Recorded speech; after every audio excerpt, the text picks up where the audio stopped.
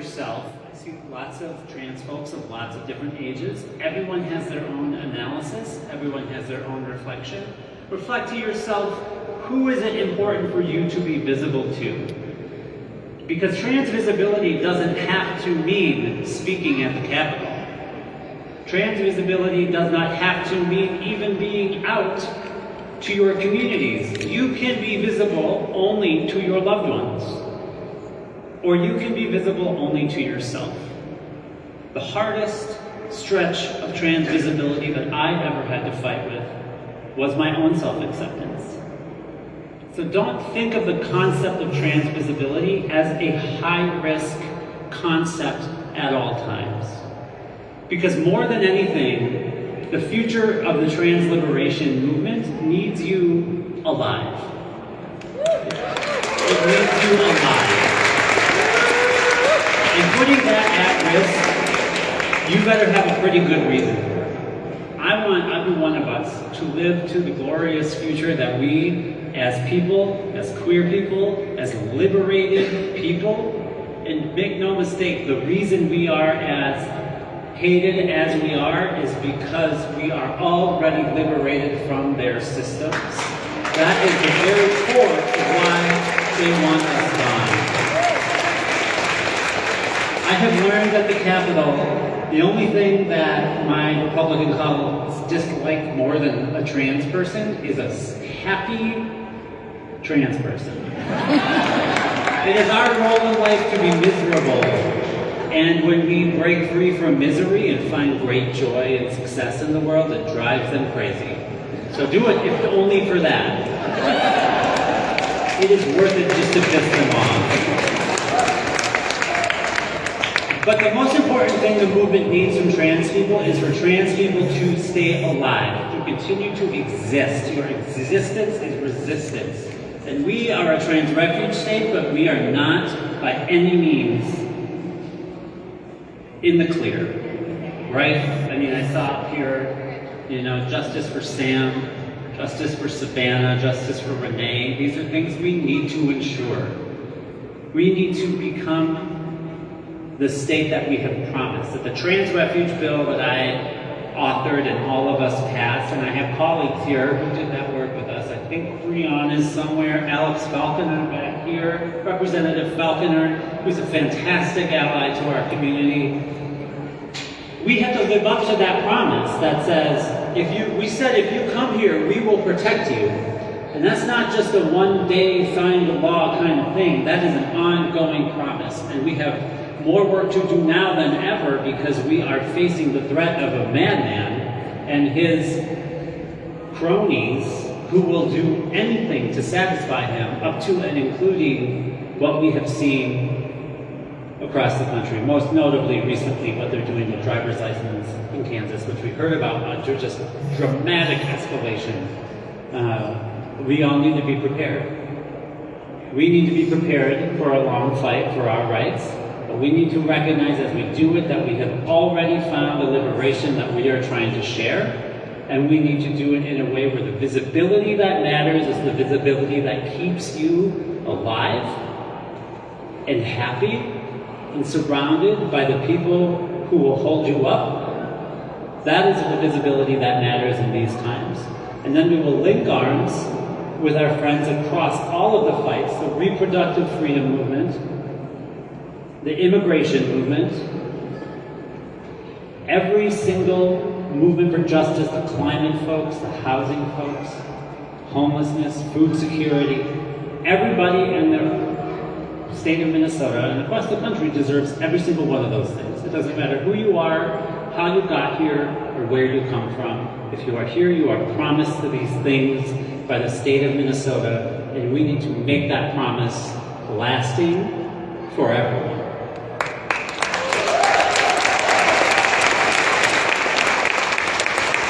Okay, so I'll close with this. This is kind of a calmer speech than I usually give. I gave a rager on the House floor last night. So I'm kind of taking it a little down, taking the mood down for a while and trying to stay out of the right-wing tumble machine. This is almost over. Because I don't think it is. But I also want you to know something that I know, which is that the trans movement and the movement for queer liberation and the movement for justice broadly across all movements cannot be defeated. It literally cannot be defeated. It is like trying to defeat love, right? Love is just there, and it's sort of a concept that people maybe get a little squishy around.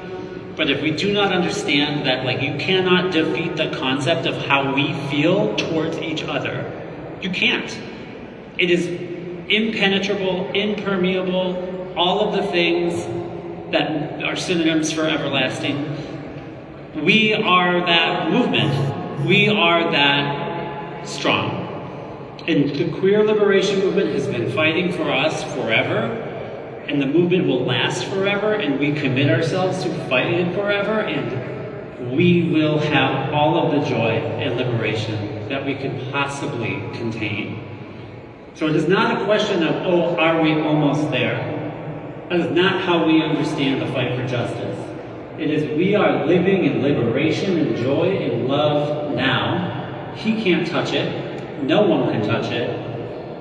And then we will meet at the end in love with everyone. So thank you for being here. Thank you for fighting. Thank you for listening to my sermon. I love you all so much. I'm very grateful to you all. Thank you for continuing to come back. Happy Trans Day of Visibility. Liberation now. Fuck ICE. All of the things. We are in it forever for the long haul. And I will be there with you every step of the way.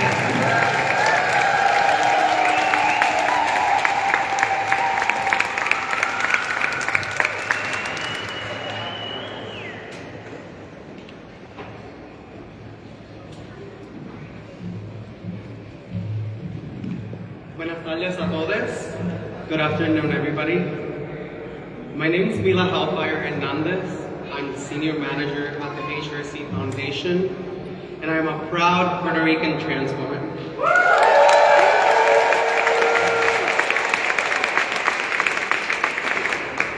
I am deeply honored to have been invited to speak in front of you a few words, at a time where a few words feel insufficient to capture the challenges we face both locally and nationally.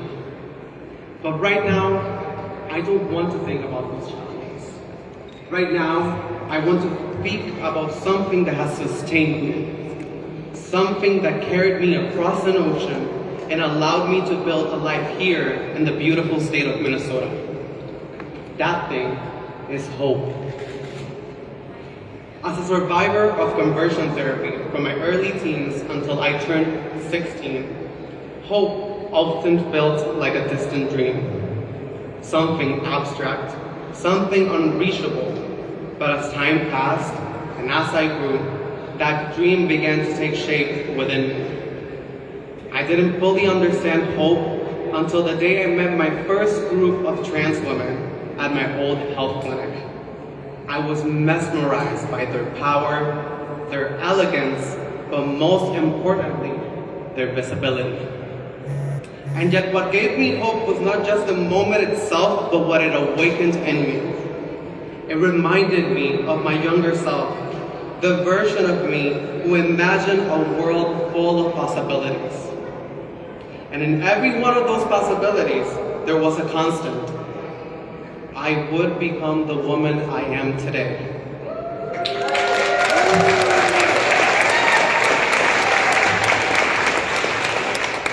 You see, hope may seem ephemeral, but it is deeply rooted within us. It is enduring. It lives in our subconscious, guiding us even when we cannot name it. It was hope that gave me the strength to endure conflict with my parents, not just to survive those moments, but to grow from them, to understand them, but most importantly, to understand myself. It was hope that gave me the clarity and courage to explain to them that conversion therapy was harming me, and that with their support, gender-affirming care could save my life. It took my mother 3 more years to fully see me. 3 years to recognize that her daughter had accomplished incredible things despite the immense pain and the societal harm. And I will never forget the moment she asked me what I wanted for my life. And I told her, I want to be seen. And in that moment, something shifted. She began to understand that this was not just a dream, it was a reality already in motion. She saw that I had been navigating a world that was simply too small to hold the fullness of my hopes and dreams. It was also at the same clinic that I realized something critical, that many of our struggles, our misunderstandings, our fears, came from a lack of knowledge and came from a lack of genuine connection with other trans people. Why do I share this? My story was once defined by pain. But today, living openly and proudly as a trans woman in itself is a powerful act of resistance and affirmation. What was once pain has become purpose. And so today, I ask each and every one of you to hold on to hope. Hope is not passive. Hope is active. It is what drives our work, what sustains our movement, and what allows us not only to create change, but to protect and nurture it. I ask you to continue to protect our trans youth, but also to empower them, to see them not only as individuals in need of support, but as the future leaders of our communities. It is our collective responsibility to build a path where their dreams are not just possible, but inevitable. As I travel across this country with the Human Rights Foundation, I can tell you this: Minnesota is not alone. Across this nation, there are communities organizing, building, and dreaming, all rooted in hope, just like we're here today. And so I invite you, join us, volunteer, advocate, celebrate, show up, and above all else, continue to hope. Because hope is not just what brought me here. Hope is what will carry all of us forward. Thank you.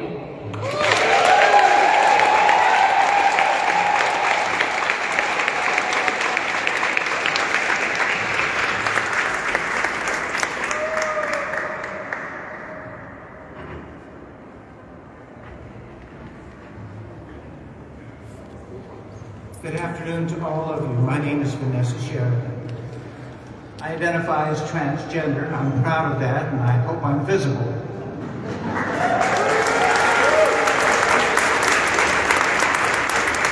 I'm also a military veteran, an author, a corporate trainer, and a nationally based transgender consultant.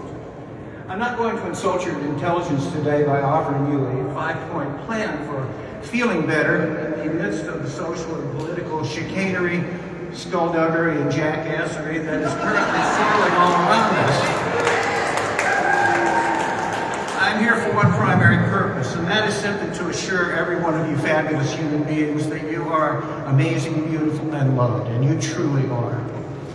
Oh, and I also want to remind you that trans and non-binary and gender-diverse people will be here long after Trump and his fascist thugs have been dumped unceremoniously onto the garbage heap of history where they so rightfully belong.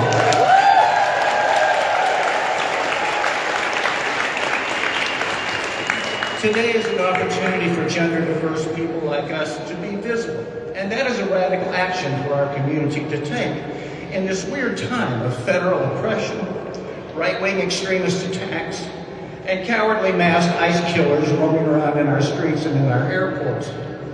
The fact that you are here today is an important and highly observable act of resistance to authoritarianism, transphobia, misogyny, racism, homophobia, and xenophobia. Now, you don't need me to tell you that these are dark times for our community. We all know that. History teaches us that the only way out of the darkness is us, you and me. All of us together, standing in solidarity and working in unity. The people in power need to start fearing the power of the people. And that's why a moment like this one here today is so meaningful. Unlike us and who want to obliterate our community, move on. Speaking of the haters, have you ever noticed how Republican politicians always seem to be able to come up with trillions of dollars for ICE and wars and prisons and tax cuts for billionaires, but never for health care or education or sustainable energy or unhoused veterans or hungry kids? Funny how that works, isn't it? The Declaration of Independence states that all people have unalienable rights to life, liberty, and the pursuit of happiness. And just so we're clear, unalienable means that those rights cannot be denied. Unalienable rights are guaranteed because we are human beings and Americans. They are not negotiable. That's why we call them rights and not privileges.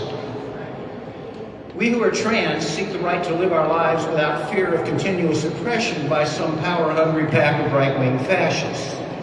We seek the liberty to live our lives as our true selves, as the people we know ourselves to be, and to function as free, autonomous human beings without apology.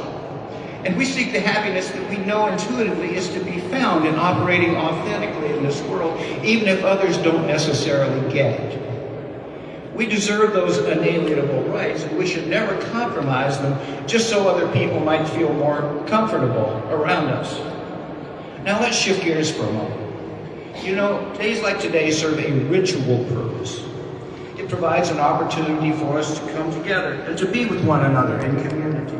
We can see each other and be reminded that we are not alone. We can draw strength from one another. We can encourage each other. We can give each other hope. And it's not merely that we need each other. America needs us. Society needs us. And whether they know it or not, the entire world needs us. All of humanity needs us. We represent the untapped and unlimited possibilities that are inherent within the human condition. We are the future of humankind, no matter what the haters may think or say. If that isn't enough to make you proud today, I'm not really sure what will. Let's talk for a moment about gender authenticity. That is, I'm going to give you the definition very quickly. Gender authenticity is the right of every individual to express their identity or their orientation without fear of coercion to conform to arbitrary social stereotypes. Now that's quite a mouthful, I know. But basically it means that authenticity is on the opposite end of the continuum from phony.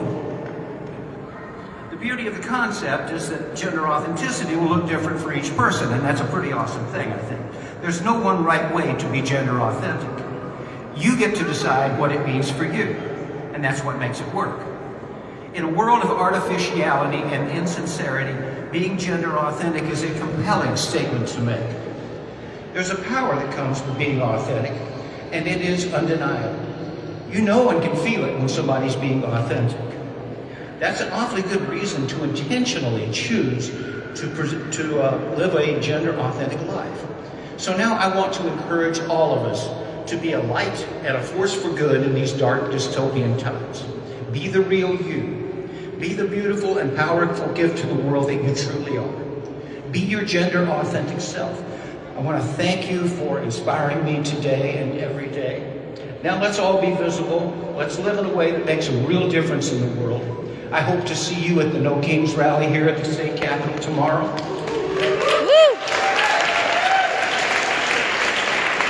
We have a country to save, so let's get to it. I love you all, and I'm deeply grateful to be here. Thank you all so very much.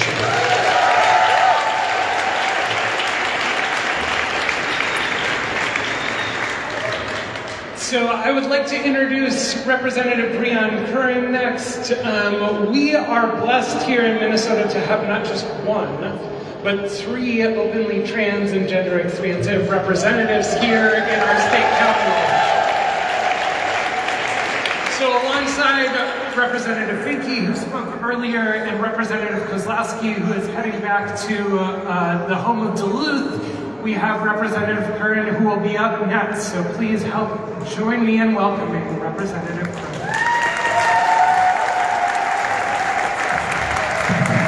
Well, good afternoon, everyone. It's so good to see you all. I'm Representative Breon Curran. I use they and she pronouns, and I am so grateful to everyone who made it here today. I'm so happy that we're here together, uplifting and promoting visibility for who we are as human beings. Now we know that there's also unfortunate and very frequent unsolicited visibility that's negative toward us. And that's something we have to acknowledge that we're facing in order to succeed in being recognized for what we really are, which is a diverse swath of brilliance, humor, and talent with kind hearts and open minds who just want to live quiet, healthy, safe lives with our families and friends. And that is the kind of visibility to be promoted and celebrated. But first, I want to call out some self-described allies with a little bit of tough love today. Speak up. Speak up. Our positions as elected officials hold great power and responsibility. Casting a vote to strip away rights from trans people as a Democrat in this country is a slap in the face. Right. Because for true allies, there can be no question on where you stand. We are simply not debatable. We expect this from conservatives. We already know they don't care about us, and we know they're missing out on a good time. But I want to be very crystal clear about what it means to hold DFL values. It means we never turn our backs on our own. Never. It means that when extreme nationalism has taken over, we don't give in, we lean in. And it means that we don't take steps backwards, we fight back. It means we do not stay silent, we speak up. Elections are coming, and there are some votes that are already on the record. Politicians wanting to earn trust back need to speak up now.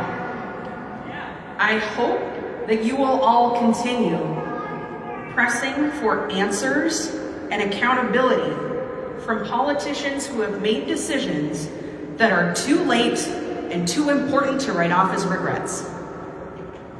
It's time to meet the moment. It's time to commit. It's time to elect leaders who speak loudly and clearly against trading rights away. So keep asking questions, keep sharing your stories, keep participating in democracy, and keep filling your lives with so much joy that it's impossible to ignore the beauty of queer existence. Thank you.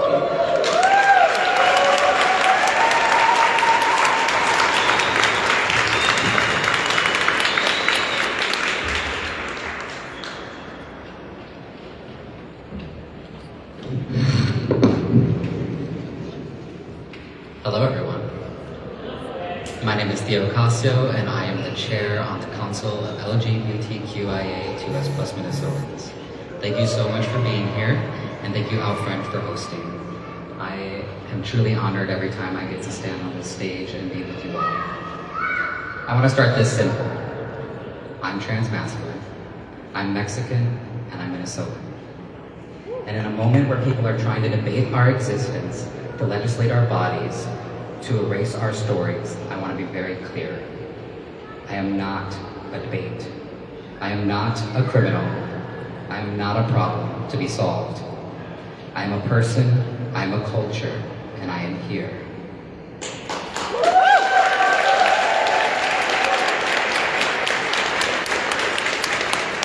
Before hashtags, before headlines, Before people treated our existence like a theory to be argued, we were here, in our families, in our cultures, in our histories. And right now, visibility feels complicated. Because yes, more people are seeing us more than ever before. And at the same time, more people are targeting us than ever before. Across queer communities, Latino communities, Black and brown communities, we're watching the same threats. Increased surveillance, increased fear, increased presence of systems that were never built to protect us. Systems like ICE, who continue to target and destabilize our people. And now, more and more, those same systems are turning attention towards trans communities.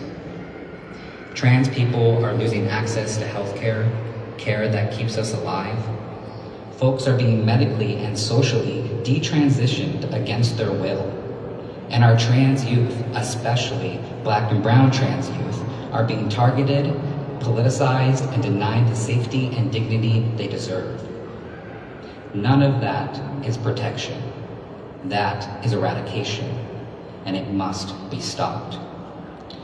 So what does visibility mean? When being seen can also be seen as a risk. It means we redefine it. Visibility is not just about being looked at. It's about being rooted. It's about being connected. It's about refusing to disappear even when the world gets loud about wanting us to. Being trans masculine and Mexican, I carry generations with me. People who survived without language for who they were.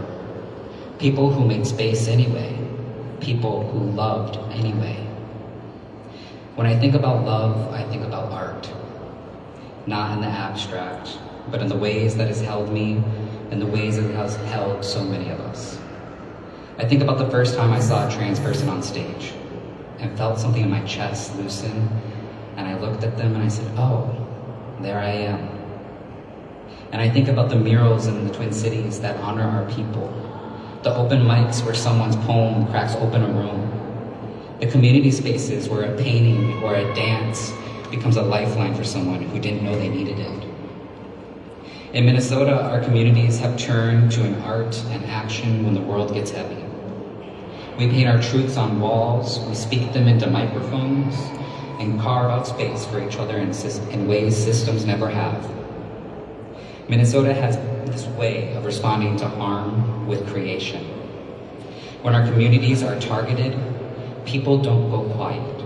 They get louder, braver, more imaginative. We build worlds where we can breathe. We make space where systems refuse to. Art is where we fully exist, not filtered, not explained, not justified. And you, my friends, are beautiful pieces of art.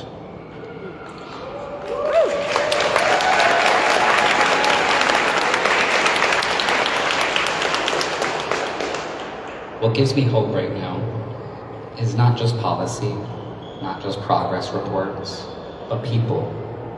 People who keep showing up. People who keep creating. People who keep loving each other in ways that systems never could. Because even in exhaustion, and I know so many of us are tired. Tired of fighting just to exist. Tired of explaining ourselves. Tired of being made to feel like our lives are optional. Tired of watching our communities targeted and erased. Tired of systems that treat our bodies as battlegrounds. Even when the weight of the world presses down, even when every day brings another threat, another story of harm, there's something in us that refuses to give up. There is still a spark that insists we survive, that we thrive, that we love. So today, as we celebrate Trans Day of Visibility, I want to leave you with this. Visibility isn't just about surviving.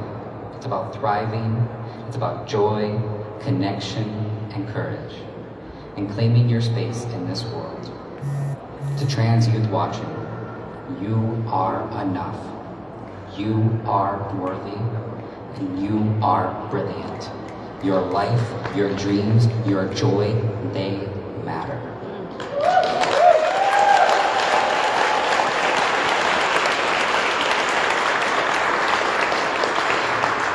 And to everyone else here, see us, celebrate us, protect us, not just today, but every day.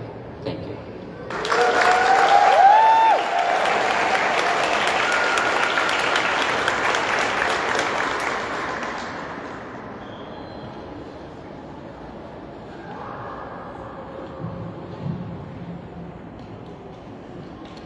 Hello.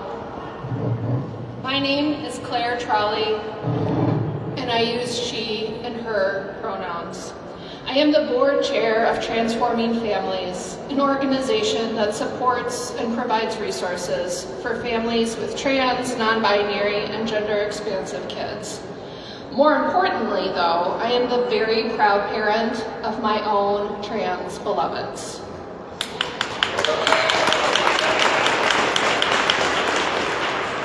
On this Trans Day of Visibility, many of our kids and youth are doing everything they can to remain invisible. A day that used to feel joyful and celebratory, a proud declaration of who they are and will always be, has become a day where that is not always safe. Our trans kids are experiencing attacks on their health care, physical attacks at school, bans to let them play sports, and the federal government's continued attempts at stamping out their existence all make it dangerous to be a trans kid in 2026 America. It is painful to support your child in their decision to go stealth as a way of keeping themselves safe, when all we want to do is shout our love and support and pride in who they are. It is a difficult thing as a parent to watch your child shrink away in fear. Because we know that there are those on this Trans Day of Visibility that want every day to be Trans Day of Invisibility. All we want is for our trans kids to live, to become trans adults. To get there, they are going to need hope. Words of affirmation and a loving, supportive home are a good start, but hope requires more. If we are to ask our children to have hope for a future where they are safe and loved and seen for who they truly are, we need to show them we are willing to fight tooth and nail to make that future a reality. So how do we do that? We uplift trans representation in everyday life. We center our trans leaders like Lee and Brione and Leash, and advocates like Kat and Andy and Rox. By our cis friends calling out transphobia whenever and by whoever, even when trans people aren't present. By using our privilege to fight like hell on behalf of our trans kids and alongside our trans elders. If our children are hoping for invisibility on this day of trans visibility, it is not our job to convince them otherwise. It is our job to be visible on their behalf.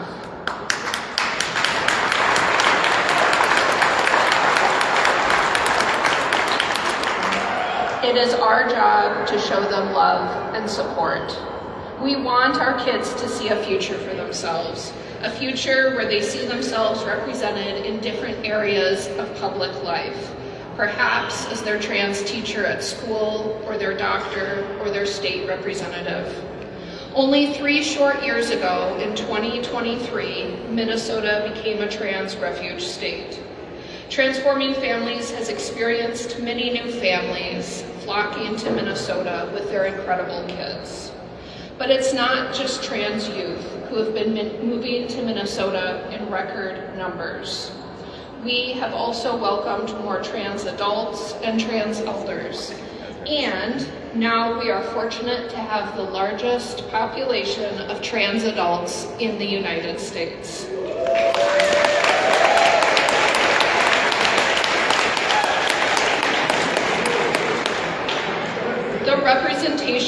trans adults, for our trans kids is everything. This representation gives us hope. It gives us inspiration. And more importantly, it gives us a vision for a better tomorrow.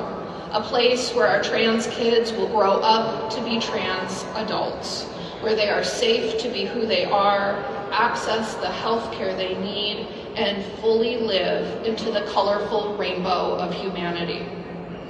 A final promise to our trans youth: you are not alone. We are holding it together. You have all of us fighting for you and your future. A future that is brighter because you are in it exactly and perfectly as you are.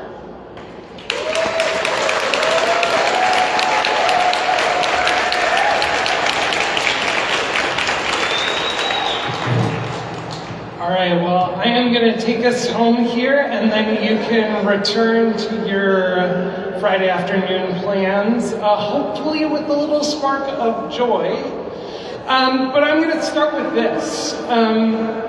Trans Day of Visibility would be really boring if it was just about those of us standing here being visible for ourselves. It means something because we are visible to one another. Because somebody in here today needed to see somebody else in here today. And because somebody in here today is getting to see trans people not as an issue, not as a topic for legislative debate, not as some sort of bizarre stereotype conjured out of history, but as real, living, joyful, beautiful, diverse people.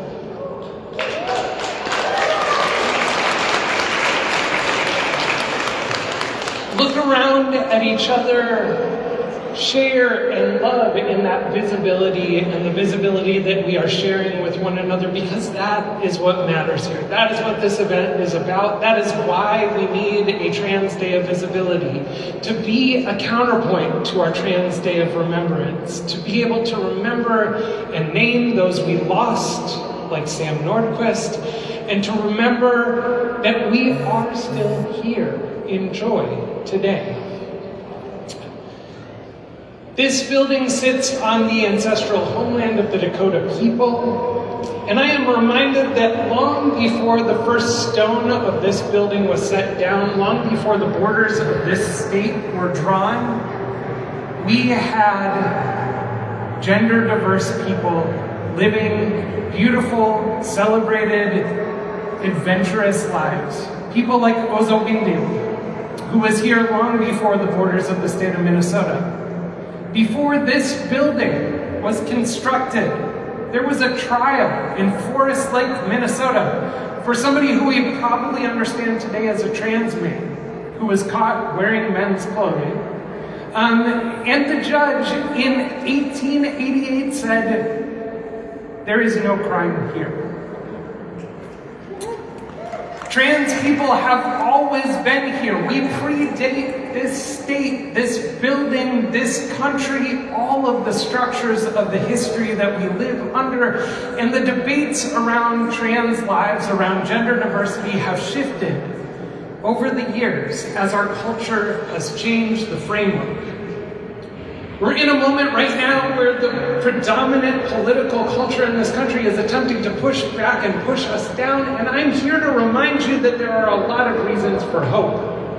Just a week and a half ago, we won a huge victory in court against a declaration by the Secretary of Health that trans care is not real care. We won, we defeated that. Those of you who braved the cold wind outside got to hear Attorney General Keith Ellison, whose team was one of 20 attorney generals to fight that particular order and who has fought tirelessly for us. But they aren't the only ones. There are so many people in this building. I mean, our trans caucus, we have our queer caucus here, and we have so many allies from the governor's office to the legislature to the attorney general's office who have stood up repeatedly for trans rights in elected office. That matters. But it didn't come out of nowhere. It came from our visibility, from our communities, from our organizations and community members standing up here to make sure that our voices were heard, that our people were seen, and that we were not just victims in this story, that we were agents of our own futures and realities. Trans people are here. We're not going anywhere. You can change what I can put on my passport. You can change the way that people may access care for a time. But it won't stick around forever. And we will. What matters more than anything else right now, as other folks have said, is that we live through this. That we stand through this, that we continue to remain defiantly joyful in the face of folks trying to press that down, because that is what will carry us past this moment. They are choosing harm, and we in Minnesota are choosing care for one another, for all of the people we call our friends and neighbors. At the height of the occupation in January, we saw an uptick in people reaching out to our organization asking to move to Minnesota. In spite of everything that was happening on the ground. And the reason why, I think, is clearly apparent. People saw a community standing up for those under attack.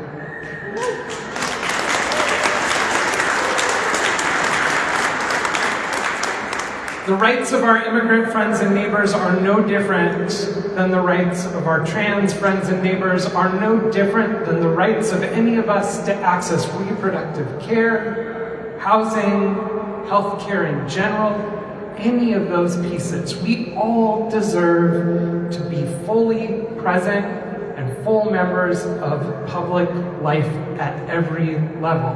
In Minnesota, in Kansas, in Idaho, in Puerto Rico, anywhere in the United States and around the world. And our work won't be done as trans communities, as LGBTQ communities, as communities of care until everybody can enjoy that. We have done a lot here in Minnesota. We should be proud. We should take this moment to celebrate and see one another and recognize what we have accomplished together as a state.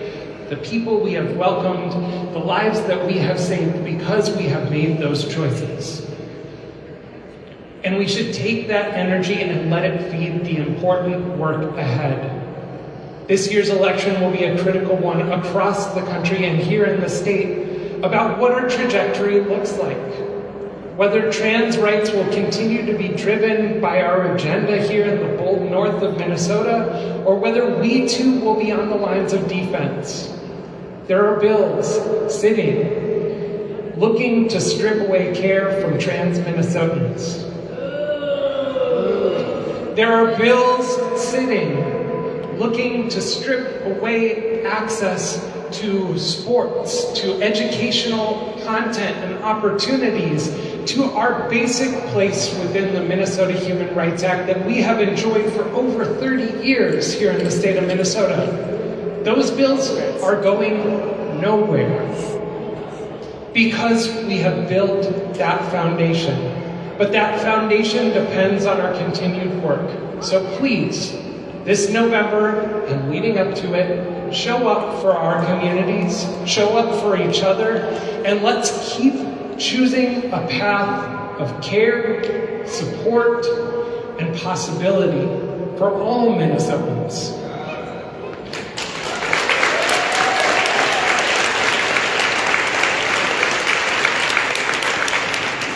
Today is March 27th. We're holding Trans Day of Visibility here, both selfishly so we can take up multiple days on the calendar. It's a good thing for trans people to take up a little bit more space. And also because this is the last day before the legislature goes on recess, and I wanted to make sure that we had our voices, our bodies, our experiences in this building as these folks step out and head home. to think about what it means to hold all of their constituents. There are trans people in every community in the state. They are beautiful, wonderful members of every single part of our society, every demographic group, every band of age, race, religion, and we will continue to be here. The choice is not about whether or not trans people will remain visible, it's about what other folks will do with that information. The judgment is not on whether trans people are valued and dignified members of society. The judgment is on people who are choosing to see us and reject that. They are making a choice that they will have to live with. But we are choosing ourselves and each other and a future that includes more people in more beautiful ways. I know that this is a scary time to be trans. I know that there is more harm that will be visited upon our communities here and elsewhere before we move through this moment. But I also got to watch just a few weeks ago a young queer kid at our youth summit bound up the stairs and say, "This is the best day ever," because they were in community and seeing joy all around them. And if you can take nothing else from today, I hope you can take a little bit of that warmth of the community around you, of the people who care for you, and the people who are going to show up for this fight today, tomorrow, and well into the future. Trans Day of Visibility is a celebration for all of us, because when trans people have rights, everybody has better rights.